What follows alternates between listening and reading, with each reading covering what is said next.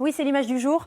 Vladimir Poutine pose le pied sur un sol étranger et c'est seulement la deuxième fois depuis le début de la guerre. La première, c'était il y a 2 semaines au Turkménistan. Qui vient-il voir? Le président iranien Ebrahim Raïssi, qui le reçoit donc à Téhéran. Le président turc Recep Tayyip Erdogan est également là. Sommet international à 3 entre autocrates. Vladimir Poutine, 69 ans, 22 ans au pouvoir. Recep Tayyip Erdogan, 68 ans, 8 ans au pouvoir. Ebrahim Raïssi, 61 ans, c'est le successeur d'Hassan Rouhani, élu l'année dernière donc. Mais celui qui dirige vraiment, c'est Ali Khamenei, 83 ans, ayatollah et guide suprême depuis 1979. Il est présent aussi.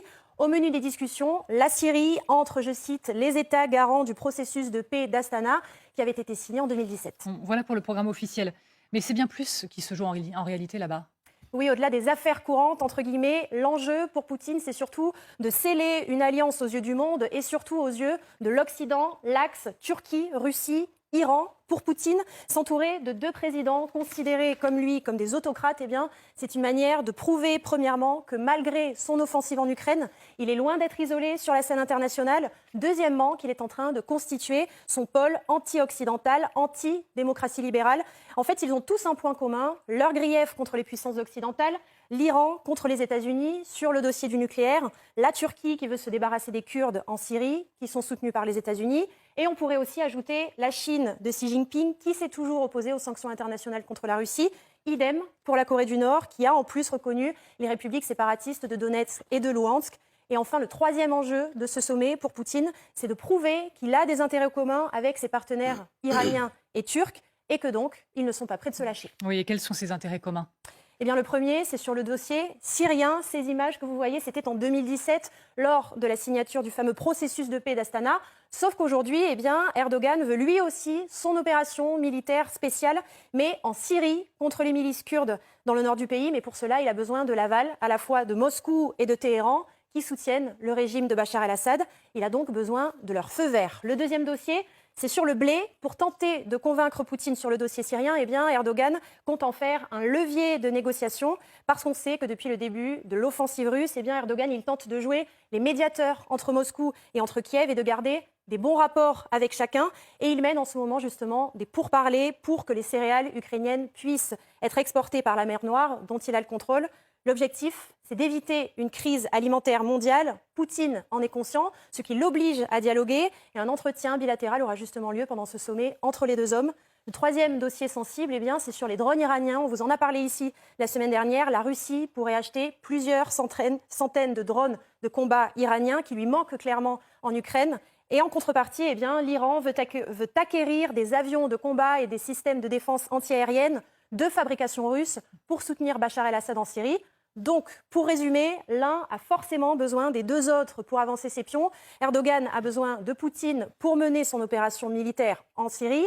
Poutine a besoin de Raïssi pour se procurer des drones iraniens et d'Erdogan pour qu'il désamorce la crise du blé. Raïssi a besoin de Poutine pour se procurer des avions russes. Vous l'aurez donc compris, ces 3-là ont tout intérêt à montrer un front uni et à trouver des terrains de convergence sur tous ces fameux dossiers qu'on a cités. Merci beaucoup, Justine Fressinet. Armelle Charrier, je disais tout à l'heure, dis-moi qui sont tes amis, je te dirai qui tu es. Pour Vladimir Poutine, en somme, ça donne je suis le leader du camp des autocrates. Pas seulement. Je pense que c'est notre version qui fait qu'on lui donne cette terminologie-là. Lui, il a une vision où il a des liens avec ces pays, certes parce qu'il y a le conflit aujourd'hui, mais à la base, ce qui les a reliés, c'était les sanctions américaines. Donc il ne se vivait pas comme étant un autocrate, il se vivait comme un pays qui était victime des sanctions américaines. Et donc les sanctions américaines, quand ça touchait la Corée du Nord, quand ça touchait le Venezuela, on ne les voyait pas vraiment. Quand ça commence à toucher l'Iran, qui était un grand pays avec un impact plus important, on a vu effectivement comment est-ce que des pays pouvaient commercer entre eux. Quand ça a touché la Russie de Vladimir Poutine en 2014, il a été furieux, mais il a commencé du coup à avoir un langage avec les Iraniens, avec les Coréens, avec les Vénézuéliens, pour leur dire, vous savez, quand on a effectivement tout ça qui se met en place, comment est-ce qu'on structure une économie de notre côté, comment est-ce qu'on va se mettre dans un système de dédollarisation, comment est-ce qu'on peut aller parler avec les Chinois, parce qu'on a aussi besoin à un moment donné de cette nouvelle économie. Donc ce sont des gens qui ne se vivent pas comme le camp des autocrates. Ils se vivent comme étant le temps où les Américains sont en train de faire pour eux une bêtise, où les Occidentaux sont en train de les suivre, où ils sont en train de s'affaiblir, où il y a des économies, des pays qui ont des économies qui émergent. la Chine évidemment, l'Inde derrière qui s'interroge, l'Afrique du Sud, enfin vous voyez tout un ensemble de pays, et en disant nous on vous montre une façon d'être. Alors c'est vrai que nous on les résume en fait à ce qu'on a vu quand on a vu le processus d'Astana sur la Syrie, on les résume à ça parce qu'on est dans la guerre en Ukraine, mais derrière il faut faire attention parce qu'il y a toute cette en fait mosaïque d'enchaînement qui est en train de se mettre en place. Alors justement, on va essayer de prendre toutes les pièces de cette mosaïque pour faire œuvre de pédagogie, mais je vous pose les questions très simplement, d'accord? Beaucoup y voient un pied de nez surtout à l'Occident, mais en particulier aux États-Unis. C'est ça aussi ce qui est en train de se jouer si on prend les choses les unes après les autres? C'est aussi ça le message de cette rencontre? Oui, certain que pour la plupart d'entre eux, les États-Unis, pour reprendre une expression consacrée, c'est le grand Satan. C'est le grand Satan parce que ça incarne tout ce qu'ils abhorrent, la démocratie, ça incarne la pluralité, ça incarne le libéralisme économique, ça incarne tout ce qu'ils détestent. Donc c'est vrai que quand on a le même ennemi, quand on a les mêmes craintes, que toutes ces valeurs qui sont pour nous des valeurs apparaissent un jour chez eux, eh bien on fait front pour lutter contre ces valeurs. Donc c'est assez logique.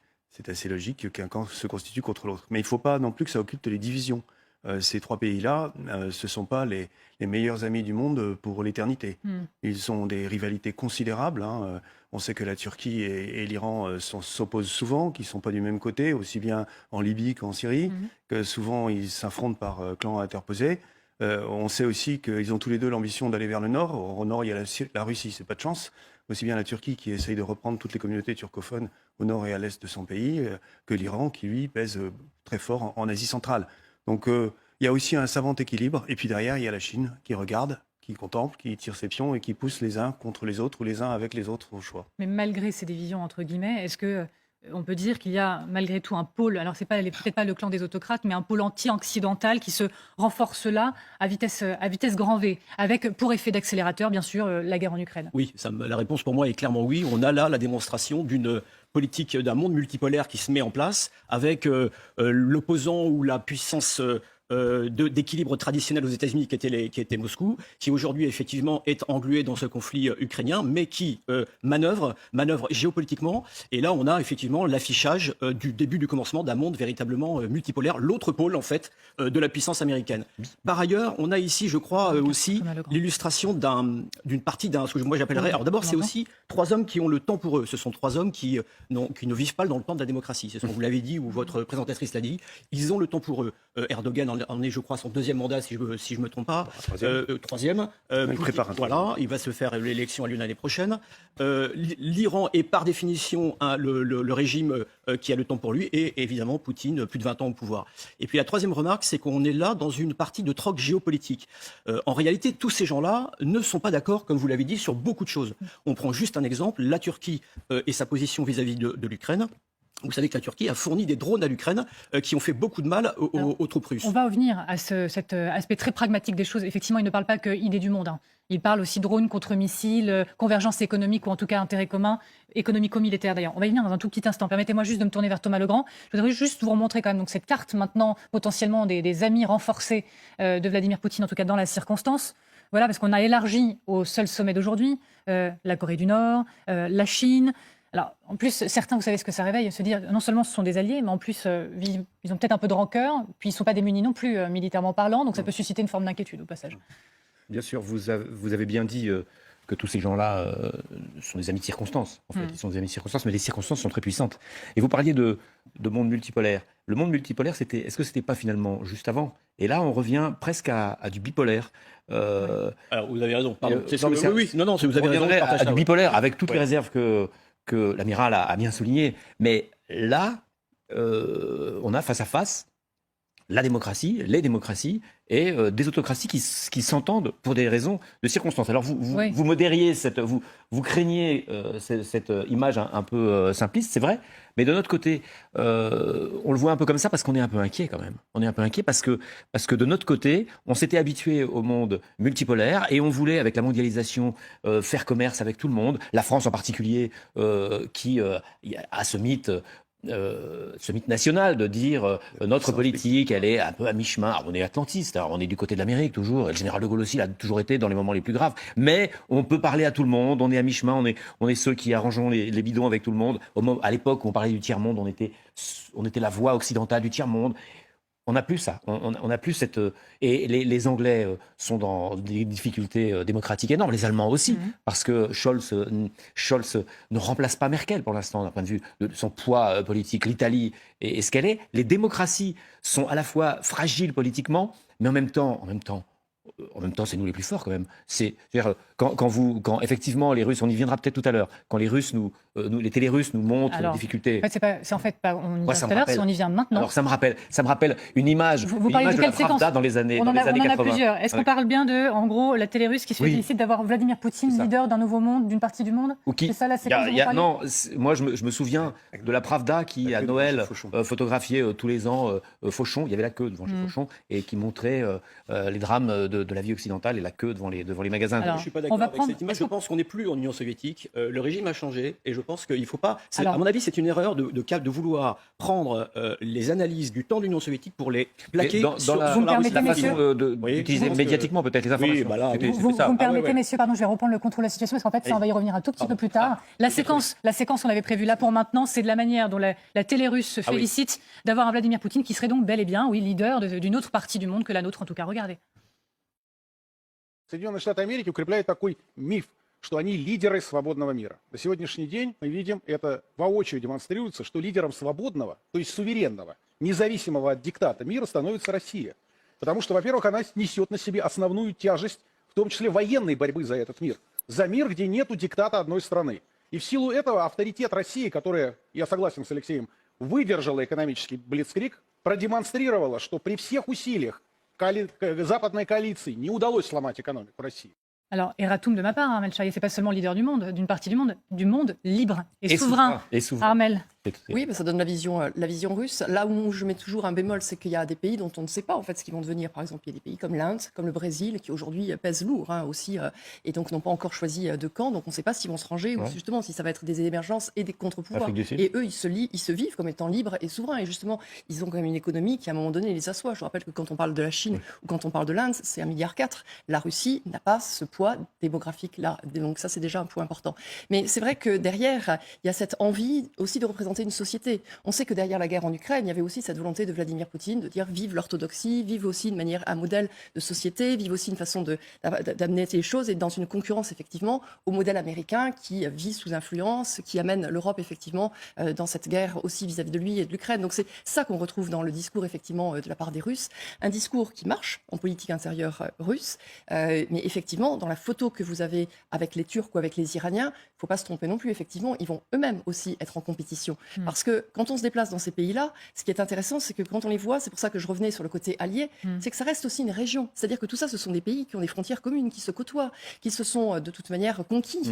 Les Turcs, les Seldjoukides, ont à un moment donné conquis la Perse et ont écrasé les Iraniens pendant quelques siècles. Au XVIIIe siècle, les Russes, ils voulaient manger une partie de la Perse aussi, donc ils s'en souviennent. De la même manière qu'à un moment donné, les Turcs et les Russes peuvent se parler, mais lorsqu'on parle de la mer Noire ou des détroits du Bosphore, Catherine II, elle les voulait russes, ces fameux détroits. Donc vous voyez, tous ces gens-là, ils sont d'accord pour la photo au XXIe siècle, mais ils portent quand même une histoire de voisins, parce qu'ils se côtoient depuis fort longtemps, et ils se font parfois confiance, parfois pas du tout. Amiral, je crois que vous voulez prendre la parole. Allez-y, Amiral. Oui, donc pour moi, ce qui est très important, c'est bien de réfléchir aussi au poids économique. N'oublions pas que le poids économique dans le monde, même si c'est une démocratie, même si c'est un peu le bazar, le poids économique, c'est les États-Unis d'Amérique et c'est l'Europe. Voilà. Donc ça, c'est la réalité économique. Et donc la Chine, qui aujourd'hui est l'usine du monde, la Chine qui commerce, qui est bien dans les circuits commerciaux au niveau international, elle a besoin de nous comme clients et comme fournisseurs, de la même façon qu'elle a besoin de nous de l'Asie du Sud-Est comme clients et comme fournisseurs. Et or, les pays que vous venez de citer sont des pays qui sont à l'écart des circuits économiques. Et eux, ils pèsent rien ou pas grand-chose dans les circuits économiques. Ils pèsent comme fournisseurs de matières premières, mais ils pèsent peu en termes de commerce de valeur. Or, ce qui intéresse la Chine, encore une fois, première puissance économique du monde de l'Asie, c'est bien cet accès aux marchés internationaux. Leur action a une influence sur l'économie mondiale. Voilà, c'est ce que j'allais dire. C'est que la petite Russie, comme on dit, a quand même réussi à faire exploser l'inflation mondiale. Plus de 50% de l'inflation dans les pays occidentaux est liée au coût à l'envolée du coût des matières premières. Alors oui, moi, ça me fait toujours un peu sourire, en fait, quand on dit que la Russie est une toute petite économie. En réalité, la structure de son économie a une influence directe sur tout ce qui est énergétique, matières premières dans le monde entier. Donc je pense que pour le coup, il faut prendre vraiment ça en compte. Et le deuxième point que je voulais peut-être développer, c'est que ces 3 pays-là savent négocier. On peut par exemple expliquer, redire qu'en 2015, quand l'aviation russe qui était en Syrie s'est approchée de la frontière syrienne, le dictateur syrien a ouvert le feu sur un appareil russe. Tout le monde a cru qu'il y allait y avoir une déflagration, et en fait, les 2 leaders ont préféré se parler plutôt que se faire la guerre et trouver un terrain d'entente. Pendant 6 mois ou 1 an, il y a eu, pendant Pas syrien. Turcs et Russes. Pendant 6 mois ou 1 an, il y a eu des rétorsions, etc. Et puis les choses se sont calmées. Et ces 2-là, qui se partagent effectivement une partie de l'Eurasie, ont appris à discuter, à dialoguer et à faire des deals. D'ailleurs, et voilà, on en vient au deal, parce que c'est pas encore une fois que la discussion sur notre vision du monde, monde libre ou pas. C'est aussi, missiles pour la Syrie, potentiellement drones pour lutter contre les Ukrainiens. C'est de ça dont on parle aussi. C'est un deal géant économico-militaire, Ahmed Sharieh. Bien sûr, parce que de toute manière, cette guerre en Ukraine, elle a réouvert tout ce qui est l'industrie d'armement de tous les côtés finalement. Alors on a regardé au départ chez nous, on regarde chez les Américains, mais forcément c'est la même chose de l'autre côté. Donc chez les Turcs qui ont vendu des drones aux Ukrainiens, parce que d'un seul coup ils ont vu un marché qui était aussi intéressant. Et puis chez les Iraniens qui fabriquent des drones et qui donc sont capables d'en les donner aux Russes. Et les Russes, ils en ont besoin parce qu'on a vu une guerre d'artillerie effectivement dans le Donbass. Il leur manquait en fait cette dimension aérienne. Et donc s'ils ont des drones, ça changera évidemment la donne. Donc c'est un point important. Quant à l'Iran, elle a quelque chose à en sortir tout de suite. C'est-à-dire qu'elle a une visibilité du monde sur ses capacités militaires. Dieu sait que l'Iran se vit toujours comme un grand pays. Et donc, avec des ingénieurs, avec une capacité de penser sur le nucléaire, qui est sa tête, j'allais dire, d'action, en fait. Et donc, du coup, elle a toujours poussé au nucléaire. Donc, on a un peu oublié tout ce qu'ils pouvaient mettre en place. Et c'est vrai qu'à partir du moment donné où ils mettent en place du nucléaire, ça veut dire qu'il faut qu'ils mettent en place des missiles balistiques, ça veut dire qu'il faut qu'ils mettent en place toutes ces recherches sur l'arme, et pas que, évidemment, sur le nucléaire civil. Et donc, derrière, ils veulent mettre en place une fusée pour dire on est aussi capable d'avoir du spatial.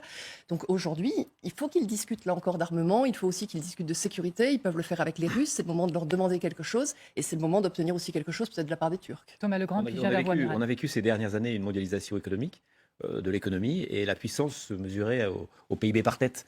Vous avez raison, Améral, ça se mesurait au PIB par tête. Mais la richesse, c'est pas le PIB par tête dans les endroits où on s'en fiche de savoir si vos citoyens vivent bien ou pas. Et finalement, des nains économiques que vous avez cités, en remettant la guerre au cœur de l'histoire, ont remis la politique à la place de l'économie. Ça va coûter cher, ça va être compliqué en économie après. Enfin, les armes politiques comptent aussi, et eux, ils ont réussi à faire ça. Et disons qu'on a le camp des autocraties politiques et le camp des démocraties libérales politiques et libérales économiques qui s'affrontent. Et là, ces 2 modèles qui s'affrontent, un modèle positif selon nous, la démocratie, un modèle positif selon eux, la politique, le sens. Il faut voir ce que disent les télévisions, là vous en avez montré un petit peu, mais du combat culturel aussi, combat culturel pour la domination. Eux, ils disent, nous sommes le camp libre et souverain. Souverain, ça veut dire souverain de la domination américaine. Donc il y a un combat culturel et très politique, il faut pas nier ça. Et c'est vrai que si on regarde simplement le poids économique de chacun, on a gagné d'avance, tant que la Chine ne choisit pas. Mais là, c'est le retour du politique. En fait, on a gagné d'avance tant qu'on n'a pas décidé, nous aussi, de se préparer à faire la guerre. Parce qu'en fait, c'est bien ça le problème.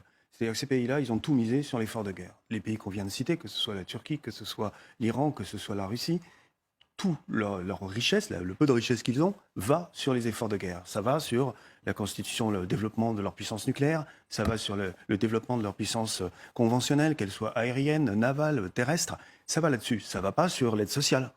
Ça va là-dessus. Alors, ce n'est pas ce qu'il faut faire, mais c'est ce qu'ils ont fait. Et c'est pour ça qu'aujourd'hui, ils sont des génères de cet ordre-là pour nous qui n'avons pas fait cette politique. Ça, c'est parfaitement clair. Quand vous voyez que le plus grand arsenal de la planète, c'est en l'occurrence l'arsenal américain, a du mal aujourd'hui à maintenir ses chaînes de production et à alimenter un théâtre quand même assez restreint quand on regarde l'ensemble de la planète, qui est le théâtre de l'Ukraine, vous dites...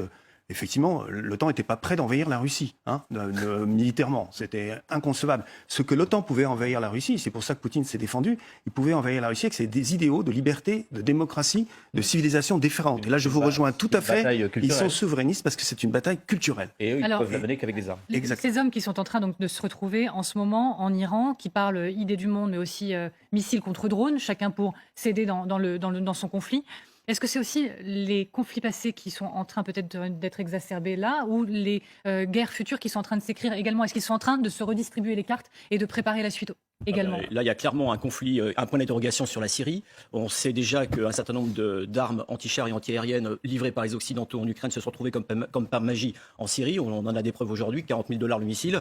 On sait missiles aussi... en Ukraine qui sont partis en Syrie. De quel côté Les missiles qui ont été livrés par les Occidentaux au camp ukrainien se retrouvent aujourd'hui en Syrie, notamment dans la poche d'Idleb. Donc on voit bien qu'il y a un circuit qui fonctionne là. On sait aussi que le Turc veut, comme contrepartie de son accord à l'intégration de la Suède et de la Norvège dans l'OTAN, il veut monnayer un certain nombre de choses. Et on a déjà compris, puisque les images du logistique commencent déjà à circuler sur les réseaux sociaux, qu'il veut en finir avec son dessein de chasser les Kurdes du nord de la Syrie. Il l'avait déjà tenté par 2 fois, en 2018, en 2019. En 2019, Trump avait évacué les Américains pour lui laisser les coups des franches. Et on va voir ce que le deal va se. Qu'est-ce que les Iraniens évidemment ne le souhaitent pas, et les Russes sont en quelque sorte encore cette fois cette puissance d'équilibre, notamment aussi vis-à-vis d'Israël. Juste parce que vous avez évoqué la Turquie, je ne m'y suis pas assez arrêtée. La Turquie, elle a une arme, en tout cas, comment dire, un moyen de peser particulièrement fort, pas seulement pour tenir peut-être ceux qui sont en face d'elle, là, autour de la table, mais nous, c'est le blé. La Turquie est actuellement l'agent le plus puissant en termes de modération, de discussion du moment ? Oui, parce qu'elle a surtout la mer Noire, en fait, et donc après les ouvertures vers la Méditerranée, donc pas mal de capacités d'évacuation, donc ça lui donne une véritable légitimité, là aussi. Elle a aussi un détail qu'on n'a pas rappelé dans cette émission, parce qu'il est tellement évident qu'on l'oublie à chaque fois, c'est que la Turquie est aussi membre de l'OTAN. C'est encore la subtilité à chaque fois quand on est dans ces négociations, parce que c'est aussi le pays membre de l'OTAN à cette réunion. qui va les oreilles des Américains et qui peut aussi raconter des choses. Donc, vous voyez, c'est pour ça qu'en fait, on sait à chaque fois à quel point il y a de la rouerie, à quel point il y a une diplomatie que chacun connaît. De la même manière que nous avons appris à connaître le président Erdogan, évidemment que les Russes ou les Iraniens le connaissent aussi. Mais il n'empêche que oui, effectivement, il est au centre du jeu. Absolument. Ils sont capables de négocier des accords. Ils ont joué un peu avec l'Ukraine, un peu avec la Russie. Il y a la question alimentaire qui est absolument cruciale. Ils sont aussi sur l'intervention de gazoducs et donc d'exploitation vers la Méditerranée. Donc c'est pour ça qu'ils jouaient leur rôle très important du côté de la Libye quand il y avait en Méditerranée orientale. Et donc on retrouve le président Erdogan dans cette situation en sachant qu'il a une seule constante, c'est les Kurdes. La seule constante sur laquelle Erdogan ne fléchira jamais, c'est qu'il veut, à un moment donné, la tête du PKK. Amiral. En fait, on est, et c'est pas du tout un jury de ma part, bien au contraire, on est devant une économie de bazar. C'est le pays du bazar, au sens où c'est le grand marché. C'est le marché où les gens parlent de tout, échangent de tout. Ils échangent sur les missiles, ils échangent sur le blé, ils échangent sur le pétrole ou le gaz, ils échangent sur les moyens répressifs dont ils disposent pour maintenir leur pays sous la torture et la contrainte, ils échangent sur tout. Et ce sont des experts dans ces systèmes de négociation et de parallélisme. Mais c'est aussi ça qu'il faut regarder. C'est comment ils se parlent, comment ils en discutent, et également comment nous pouvons en tirer profit. Parce que, comme vous l'avez souligné, la Turquie est dans l'OTAN. Mais la Turquie a son adhésion à l'OTAN, elle a déjà été plusieurs fois critiquée. Moi, j'ai servi, comme vous le savez, j'ai servi dans l'OTAN. Et quand j'étais à Naples, chef de la mission militaire française auprès de l'OTAN, on discutait beaucoup déjà à l'époque avec les Turcs, parce que c'était déjà très chaud. On sait que les Turcs sont rentrés dans l'OTAN pour verrouiller l'expansion vers le sud de l'URSS à l'époque, pour lui empêcher d'accéder au Moyen et au Proche-Orient. Et on sait aussi que les Russes sont restés dans l'OTAN parce que ça permettait de pacifier l'espace aérien entre la Grèce et la Turquie, qui ne pensait qu'à une seule chose, c'était à se taper dessus. Donc chaque fois, les Américains intervenaient pour soit donner des remontrances à l'un ou à l'autre et pour calmer le jeu. Donc ce sont des verrous importants. Et ce qui est très intéressant, c'est que quand Erdogan a pris le pouvoir, et quand en particulier, il est passé d'un régime démocratique à un régime plus autoritaire sur l'affaire des gulenistes, eh bien, la moitié de la délégation militaire turque qui servait à Naples a demandé l'asile politique. La moitié de son armée. Et la purge qui a eu lieu dans son armée a évacué tous les gens qui étaient corrompus, entre guillemets, par les idées occidentales. Donc c'est ça la Turquie d'aujourd'hui. Et c'est ça la Turquie qui est aujourd'hui dans l'OTAN.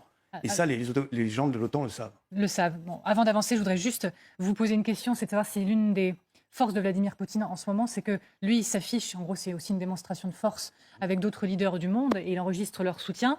De notre côté, du côté occidental, il y a quelques faiblesses de dirigeants. Vous allez comprendre où je veux en venir. Du côté de l'Occident, c'est un Joe Biden que l'on dit chaque jour un peu plus impopulaire et fragilisé. Boris Johnson, il est toujours là, mais en fait, à la photo, parce que sinon, lui, il est parti, c'est terminé, il n'est plus au pouvoir. Mario Draghi, ça a été une histoire de démission, certes refusée, mais il est dans la nasse en termes de politique intérieure. Et puis Emmanuel Macron, il n'est pas forcément à mettre... Vous n'avez même pas mis Scholz. Non, parce qu'on ne pouvait pas tous les mettre, mais on a choisi aussi Emmanuel Macron. Je vais jusqu'au bout. On a choisi aussi Emmanuel Macron, qui n'est pas forcément à mettre exactement dans le même rang, mais qui n'a pas la vie politique intérieure facile tous les matins. Est-ce que ça, quelque part, l'Occident doit s'en inquiéter, Poutine s'en réjouir, de voir que lui, je vais jusqu'au bout. Hier, les renseignements britanniques, on voyait cette phrase, disaient qu'ils étaient impressionnés en gros par la stabilité de Vladimir Poutine en réalité, par sa stabilité au pouvoir. Est-ce qu'il peut dire « Moi, je suis stable, je suis fort, j'ai mes alliés et je n'ai pas à trembler » pendant que l'Occident voit ses leaders vaciller? Bien sûr qu'il peut dire ça, et ça sera sa ligne de communication. Et quand on décrit les démocraties, quand on les prend en bouquet et qu'on les décrit, on décrit un vaste bazar. Et c'est comme ça. Parce que nous, on a des élections tout le temps et nous, on a du suspense au moment des élections. Et il y a même entre les élections, on le voit en Italie aujourd'hui, on le voit en France, c'est pas très simple non plus, il y a même du suspense entre les élections. C'est notre faiblesse et en fait, c'est aussi notre force. Si on commence à se dire, oh là là, nous, c'est le bazar par rapport à l'ordre, c'est pas un ordre enviable. Alors lui, pour sa communication interne, pour sa force, pour sa relation avec ses voisins, c'est effectivement valorisant. Maintenant, est-ce qu'il faut envier cette situation-là? Je ne pense pas. Ce qui est vrai, c'est que les sanctions, c'est long à venir, c'est long à faire les effets, que la société russe, elle est plus résiliente, ou en tout cas, si elle est plus résiliente, on lui demande moins son avis, de savoir si elle souffre ou pas. Voilà. Et dans la souffrance, les dictatures seront toujours plus fortes parce que les peuples n'ont rien à dire.